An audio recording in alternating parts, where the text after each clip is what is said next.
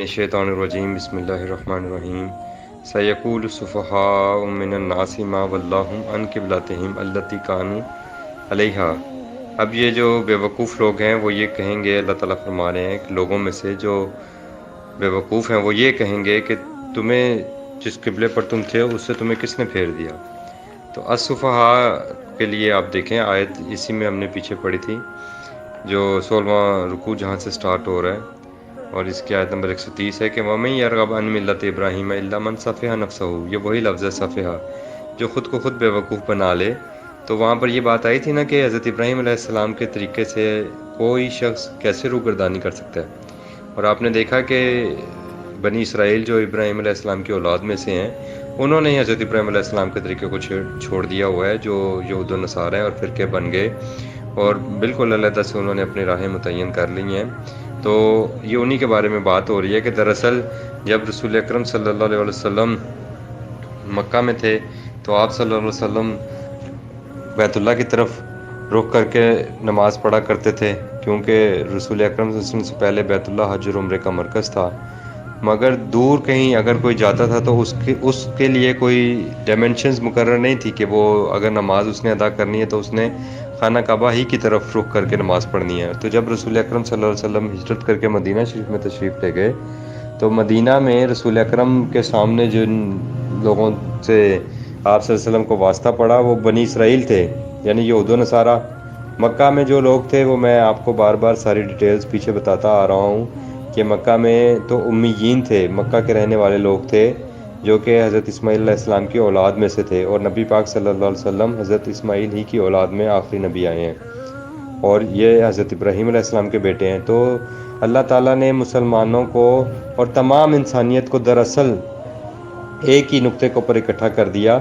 اور جب رسول اکرم مدینہ میں گئے تو وہاں یہ بنی اسرائیل جو تھے وہ آلریڈی بیت المقدس کی طرف رخ کر کے نماز پڑھتے تھے، اور وہ اہل کتاب ہیں۔ تو آپ صلی اللہ علیہ وسلم کو جب جا کے اہل کتاب سے تعارف کروایا گیا اور اللہ تعالیٰ نے بتایا کہ ان کے اوپر کتابیں اترتی رہی ہیں، اور پھر اللہ تعالیٰ نے بتایا کہ کیسے یہ کتاب اللہ کے اندر تحریف کرتے رہے، ان کے پاس تمام انبیاء کرام آتے رہے۔ تو نبی پاک صلی اللہ علیہ وسلم جب مدینہ میں تشریف لے گئے تو آپ صلی اللہ علیہ وسلم وہاں پر بیت المقدس ہی کی طرف رخ کر کے نماز پڑھتے رہے، کیونکہ اللہ تعالیٰ نے قرآن میں بتایا نا کہ جو کامن چیزیں ہیں ان کی طرف آؤ۔ تو رسول اکرم صلی اللہ علیہ وسلم ان کے ساتھ بیت المقدس ہی کی طرف رخ کر کے نماز پڑھ رہے تھے مدینہ شریف میں، کیونکہ اللہ تعالیٰ نے یہ ایک باقاعدہ ایک پروسیس کے تھرو یہ سارا ایک کام کروانا تھا۔ آپ آج کی آیات پڑھیں گے تو آپ کو اندازہ ہو جائے گا۔ آگے اللہ تعالیٰ فرما رہے ہیں کہ یہ لوگ کہیں گے کہ کس چیز نے مسلمانوں کو اس قبلے سے پھیر دیا جس پر یہ تھے، یعنی مدینہ میں تو بیت المقدس کی طرف رخ کر کے نماز پڑھ رہے تھے۔ کل اے نبی صلی اللہ علیہ وسلم آپ ان کو بتا دیجئے للہ المشرق والمغرب،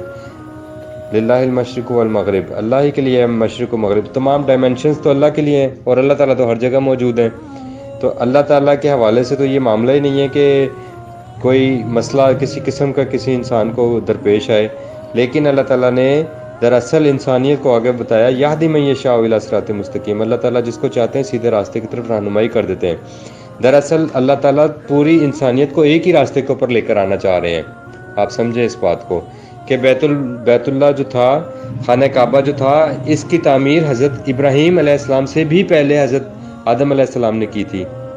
میں نے آپ کو کل بھی بتایا تھا کہ اللہ تعالیٰ نے بتایا کہ دنیا میں پہلا گھر جو انسانیت کے لیے بنا وہ خانہ کعبہ ہے۔ تو اللہ تعالیٰ اب پوری انسانیت کو لے کر ایک ہی نقطے کے اوپر اور ایک ہی مرکز کے اوپر لے کر آئے۔ تو دراصل اللہ تعالیٰ انسانیت کو ایک مرکز پر لے کر آئے تاکہ وہ انسانیت ایک ہی راستے پر چلے۔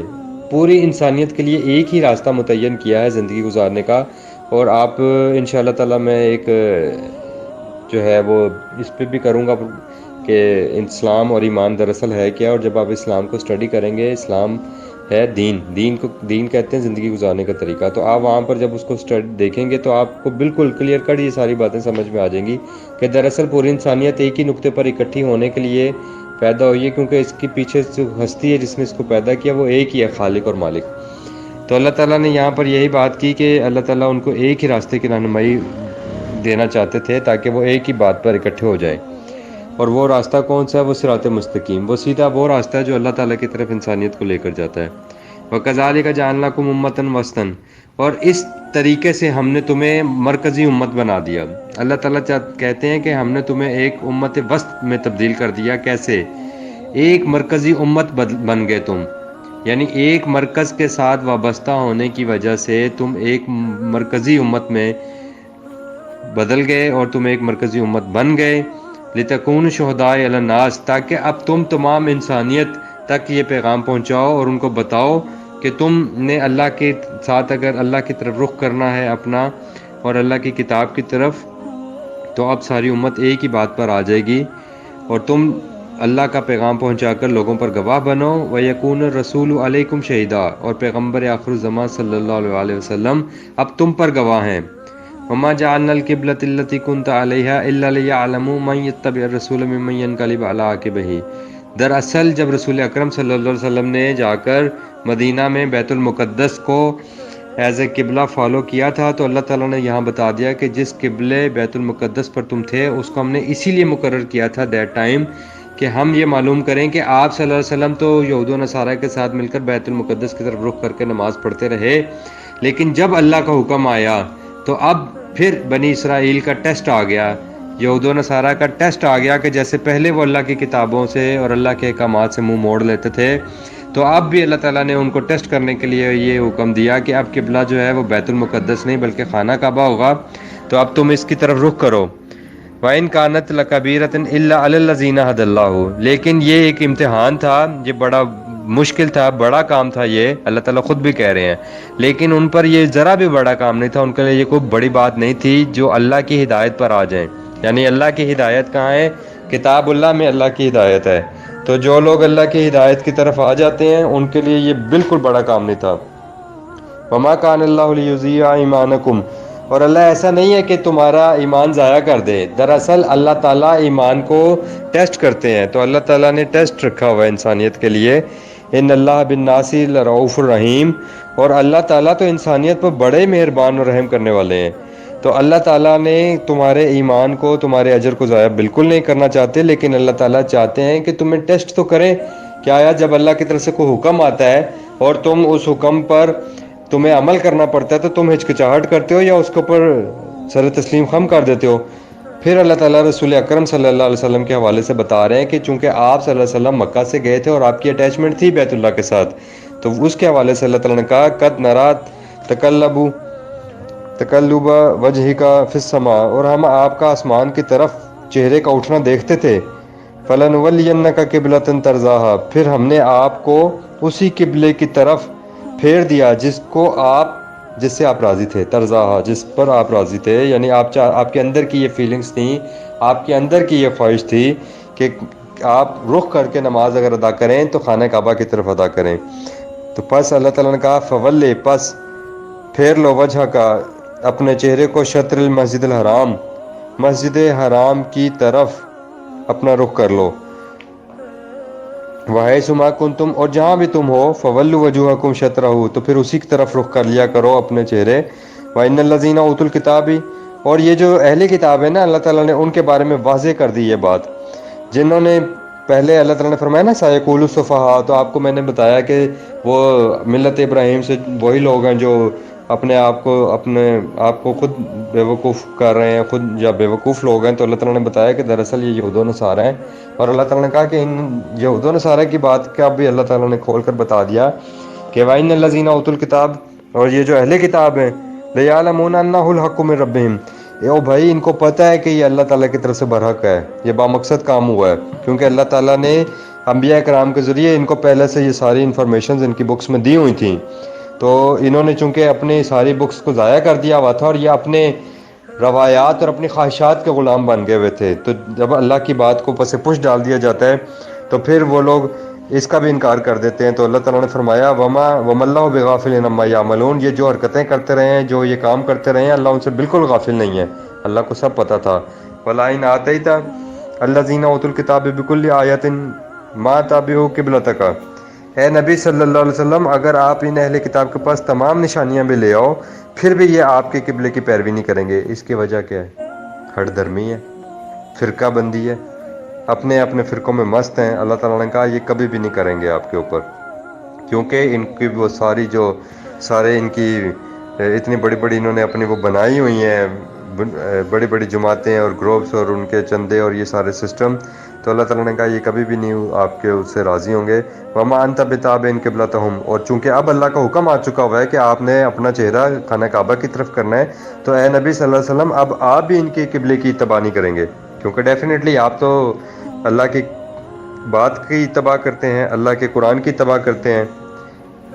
وَلَئِنِ اتَّبَعْتَ أَهْوَاءَهُم مِّن بَعْدِ مَا جَاءَكَ مِنَ الْعِلْمِ، اور اب جب کہ یہ بات العلم میں آ گئی ہے، اللہ تعالیٰ نے قرآن میں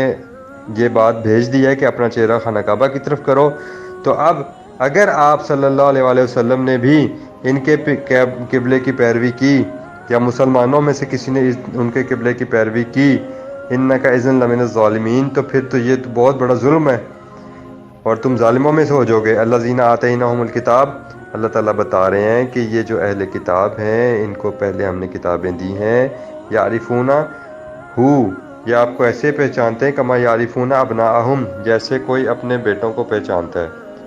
تو اے نبی صلی اللہ علیہ وسلم ان کو آپ کا پورا تعارف ہے،